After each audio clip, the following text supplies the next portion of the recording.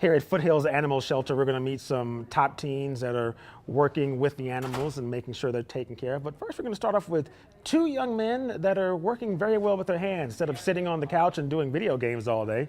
We're going to first introduce you to Zach Vaughan, who's a senior in high school, who is making custom cutting boards, carving them, making them out of woods from all over the world. He's got some high aspirations, but first, let's start with Zach's hands. Hi, I'm Zach Vaughan, and I make wood cutting boards. This is a skill that my dad has taught me over the last several years, and I've been taking it off and trying to form a business out of it. These are different cutting boards that I've made. I make them out of exotic hardwoods from around the world.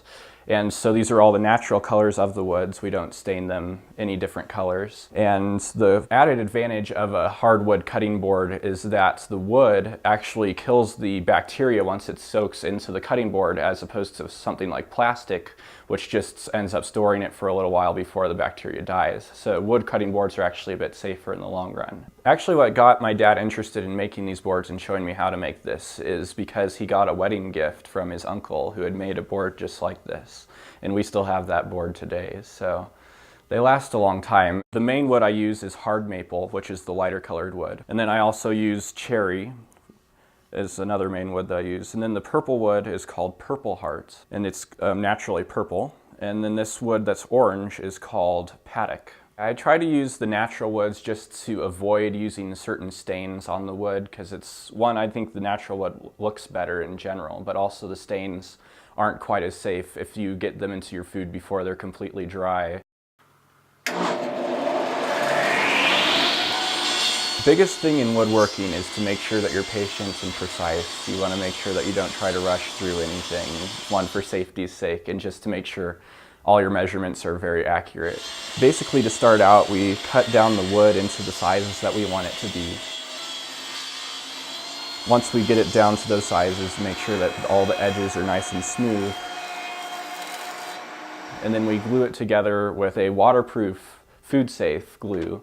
And we clamp that together and let it dry for about a day. And then once it's dried, we can take it out and plane it down and get it all smoothed out.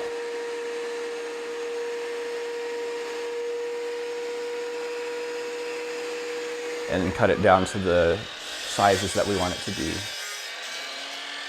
For the rounded edges, I basically just find something round in the garage, like a can or something, and I can put it on top of that and use a pencil around it. And then I use a disc sander to sand down the edges. Then for the rounded edges here, I use a router.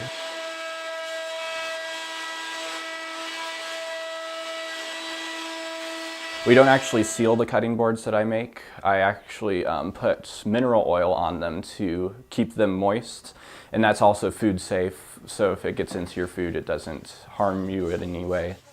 This one here is actually not as difficult to make as it looks. It is. It just takes a bit more time. Basically, you start out with a long board that looks something like this board here, and it's just 3 feet long.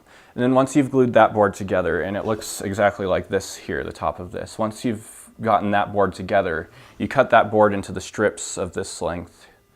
And then you flip those strips up, and then you alternate them every other way in order to make it like this, and then you glue it together this way. It's a lot more wood in this board as well than these other boards. This one's also a bit more sturdy because it's what's called a butcher block, which means that you're cutting into the end grain of the wood instead of with the grain, like these boards here, which is a bit stronger, so you aren't going to leave as many dents with knives and such. This board here costs the most of the bunch, and that's $75. Then this board here we sell for $25, and then this one for $20. And I also have a large board that I don't have any on hand, which I sell for $30. I mostly sell these at various craft fairs. The main one that I go to is Young American Bank in Denver.